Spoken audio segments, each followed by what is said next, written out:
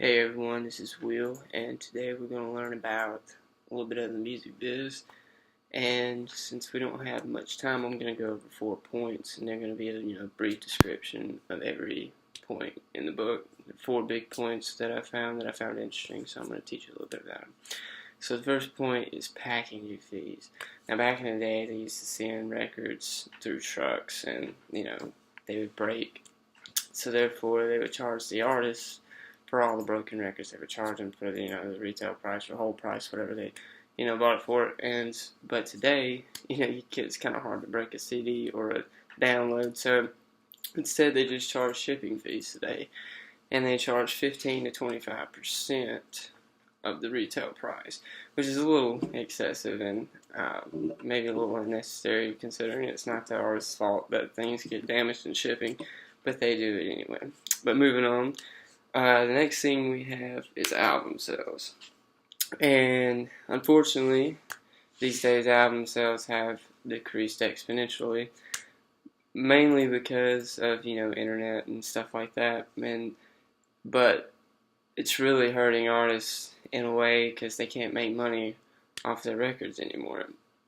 So if they can't make money off their records anymore, the only option they really have is to go out, and tour and sell merchandise and all this, which really isn't fair to the artists because they work hard on these albums, and yet they can't sell them, or they sell them but they don't make money off of them. Back in 2009, the number of albums that sold at least one copy was 95,000.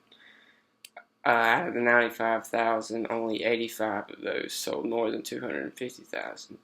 So as you can tell, used to people sold a lot more copies than that, but now out of 95,000, only 85 have sold that many copies. So really needs to they really need to do something about that, find a way to get that back going.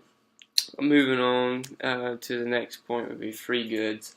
Now labels will give away CDs to retailers to get retailers to put their CDs in the stores.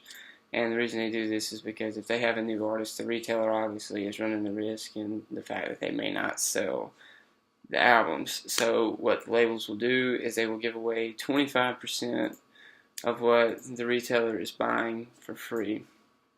And the retailer has the option to sell it or give it away, but they obviously always sell it.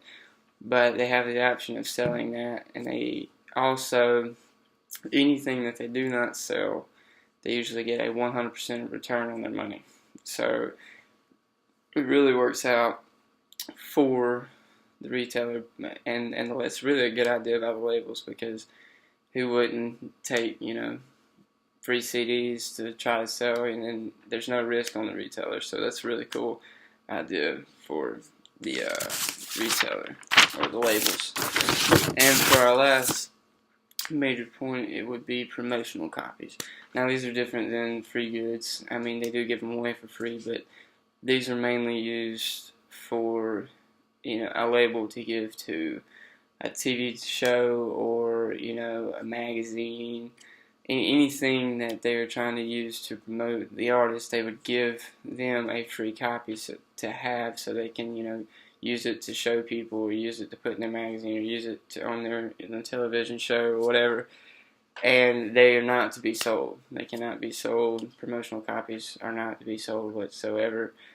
But they also, along with promotional copies, they send these talk shows and stuff like that, stories about the artist and their new albums and their tours and all this and their public events.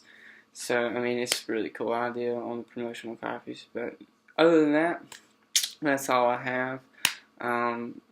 Again, short time, but I thought those are 4 pretty cool points that I would touch up on, and so that's it. See you later.